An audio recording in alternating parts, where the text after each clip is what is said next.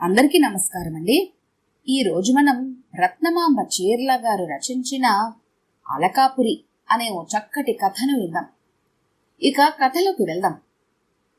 అది సుమారు 10 ఎకరాల విశాల ప్రాంగణం. దూరంగా అందంగా కుటీరాలు కనబడతాయి. ఒక్కో కుటీరంలో 5 కుటుంబాలు సౌఖ్యంగా ఉండటానికి 5 విడివిడి పోర్షన్లు ఉంటాయి. ప్రతి పోర్షన్లో హాలు, కిచెను, అటాచ్డ్ బాత్రూము ఉంటాయి. హాల్లో ఏసీ, ఫోను, సోఫా, 2 కుర్చీలు, టీవీ, 2 సింగిల్ కాట్స్ ఉన్నాయి. కిచెన్లో microwave, fridge, gas stove, sink ఉన్నాయి. బాత్రూమ్ విశాలంగా ఉండి wash basin, geyser, western commode ఉన్నాయి. ప్రతి పోర్షన్కి చిన్న బాల్కనీ ఉంది. అక్కడ 2 కుర్చీలు, 1 టేబుల్ ఉంటాయి. అటువంటి కుటీరాలు ఆ ప్రాంగణంలో 10 ఉన్నాయి. మధ్యలో స్విమ్మింగ్ పూల్ ఉంది. అక్కడ లైఫ్ గార్డ్ ఎప్పుడూ ఉంటాడు. ఓ పక్క విశాలమైన పార్క్, మరో పక్క టెన్నిస్ కోర్టు ఉన్నాయి. వాకింగ్ చేయడానికి పార్క్ చుట్టూ వాక్ వే ఉంది.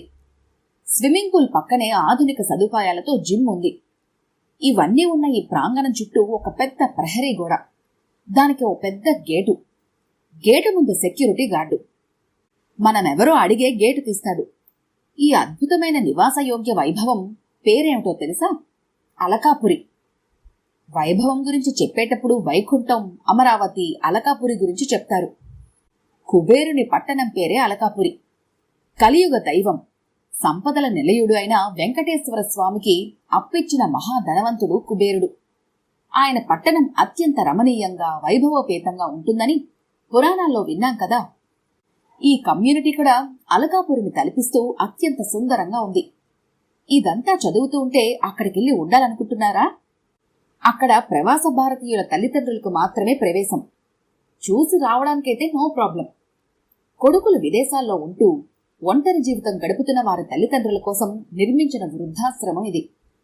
బెంగళూరుకి కూతవేట దూరంలో మైసూర్ వెళ్లే దారిలో ఉంది. వైద్య సదుపాయం కూడా బ్రహ్మాండంగా ఉంది. అనుభవజ్ఞులైన డాక్టర్లు అందుబాటులో ఉంటారు. దగ్గరలో చిన్న షాపింగ్ మాల్ ఉంది. అక్కడ అవసరమైన అన్ని వస్తువులు దొరుకుతాయి. బయటకెళ్లి కొనుక్కోవాలంటే చిన్న లగ్జరీ బస్సు సదుపాయం కూడా ఉంది. అందులో రోజు సాయంత్రం 4:30కి వెళ్లి 9 లోపు వచ్చేయచ్చు. ఉదయం 6కి పాలు లేదా కాఫీ, 8 గంటలకి బ్రేక్ఫాస్ట్తో పాటు పండ్లు, పండ్ల రసం ఉంటాయి.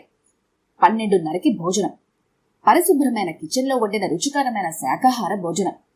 డైనింగ్ హాల్ చాలా పరిశుభ్రంగా, విశాలంగా ఉంటుంది. సాయంత్రం 4 గంటలకి స్నాక్స్, పాలు, కాఫీ లేక టీ ఉంటుంది.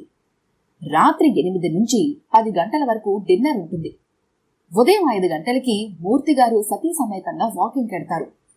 అదే టైంకి శ్యామలమ్మ గారు, సుందరమ్మ గారు, రావు దంపతులు కూడా వస్తారు. పరస్పరం గుడ్ మార్నింగ్లు చెప్పుకొని వాకింగ్ ప్రారంభిస్తారు. మధ్యలో కాలక్షేపానికి కబుర్లు. వారంతా షష్ఠి పూర్తి అయిన వాళ్లే. ఏమిటి శ్యామలమ్మ గారు, ఈ రోజు వెనకబడిపోతున్నారు అన్నారు మూర్తిగారు. మనసేం బాగలేదు అన్నయ్య గారు, మాటిమాటికి మనవలు గుర్తొస్తున్నారు అని కళ్ళొత్తుకుంది శ్యామలమ్మ. పోనీ ఒకసారి వెళ్లి రాలేకపోయారా అబ్బాయి దగ్గరికి అన్నారు సానుభూతిగా మూర్తిగారు. వెళ్లి వాళ్ళని ఇబ్బంది పెట్టడమే అవుతుంది. మా కోడలు కూడా సాఫ్ట్వేర్ ఇంజనీరే కదా. రోజు ఉదయమే వెళ్లిపోయి సాయంత్రం లేటుగా వస్తుంది. రాగానే పిజ్జానో, పాస్తానో, బ్రెడ్ జామో ఇచ్చేస్తుంది పిల్లలకి. కొడుకు కోడలు కూడా అవే అలవాటు చేసుకున్నారు. నేను వండే వంటలు పిల్లలకి నచ్చవు. మా వాడు, అమ్మా శ్రమపడి నీవన్నీ చేయకు, ఎవరూ తినరు. నాకు కూడా మన ఫుడ్ అలవాటు తప్పిపోయింది. నీకు మాత్రమే చేసుకో అమ్మా అని నెమ్మదిగా చెప్పాడు. అక్కడుండి ఏం చేయాలో తెలియని అయోమయ పరిస్థితి. నా ఉనికి వాళ్లకు ఉపయోగం లేదు. అందుకే ఇక్కడ ఉంటున్నాను అన్నయ్య గారు అంది శ్యామలమ్మ. మూర్తిగారు, మీరెళ్ళి మీ పిల్లల దగ్గర ఉండొచ్చు కదా అని రావుగారే అడిగారు. వెళ్ళొచ్చు, కానీ నాకక్కడ తోచదు. పిల్లలు తీసుకెళ్తే తప్ప ఎక్కడికి వెళ్లటానికి కుదరదు. పోనీ నువ్వు ఉండు, వాళ్ళకు ఉపయోగపడతావు కదా అంటే మా ఆవిడ నన్ను విడిచి ఉండనంటుంది. అందుకే ఈ ప్రస్థానం అన్నారు మూర్తిగారు. ఈలోగా సుందరంగారు అక్కడికి చేరారు. మీరెందుకండి ఒంటరిగా ఇక్కడ?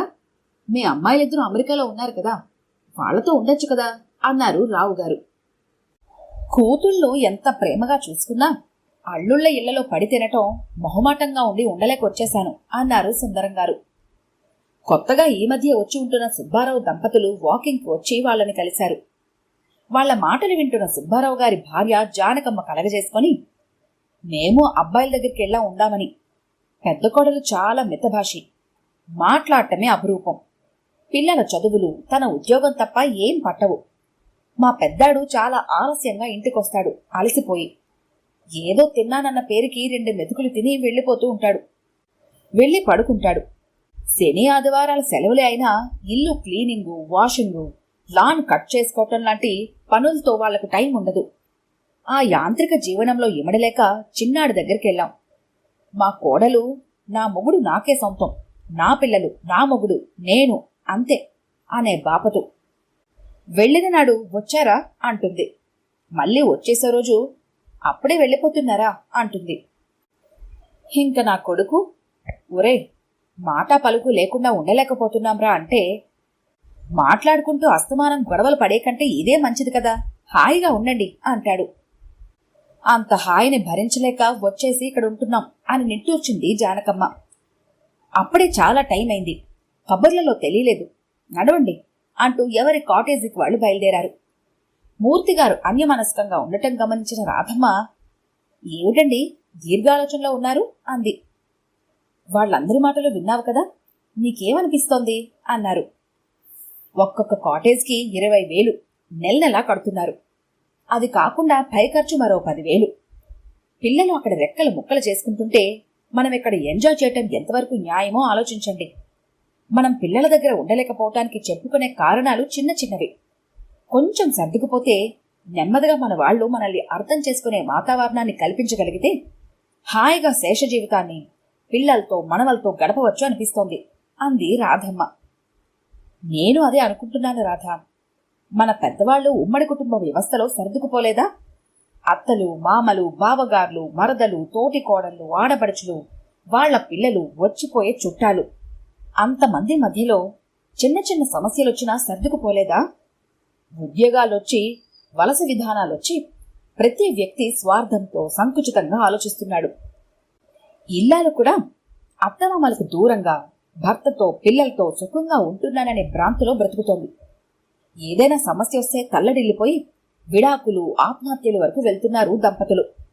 ఆ టైంలో తల్లిదండ్రులు గాని అత్తమామలు గాని దగ్గరుంటే వారి ఆలోచన విధానాన్ని చక్కదిద్దే అవకాశం ఉంటుంది అన్నారు సాలోచనగా మూర్తిగారు. మరి ఆలస్యం ఎందుకు? మీరు నా దారిలోకే వచ్చారు కనుక అబ్బాయికి ఫోన్ చేసి బయలుదేరుతున్నామని చెప్పండి. మనకెట్లాగో 10 ఏళ్ల వీసా ఉంది కనుక అని ఉత్సాహంగా లేచింది రాధమ్మ. మూర్తిగారు ట్రావెల్ ఏజెంట్కి ఫోన్ చేసి టికెట్స్ బుక్ చేయించడంలో బిజీ అయిపోయారు. ఎప్పుడూ పిల్లలు పెద్దవారిని అర్థం చేసుకోవటం లేదని బాధపడటమే కాదు, అప్పుడప్పుడు పిల్లల వైపు నుండి కూడా ఆలోచించి వారిని కూడా అర్థం చేసుకుంటూ ఉండండి. ఈ కథ కనుక మీకు నచ్చినట్లయితే లైక్ చేయండి, షేర్ చేయండి. మరిన్ని ఇంట్రెస్టింగ్ కథల కోసం మా ఛానల్ని తప్పకుండా సబ్స్క్రైబ్ చేసుకోండి.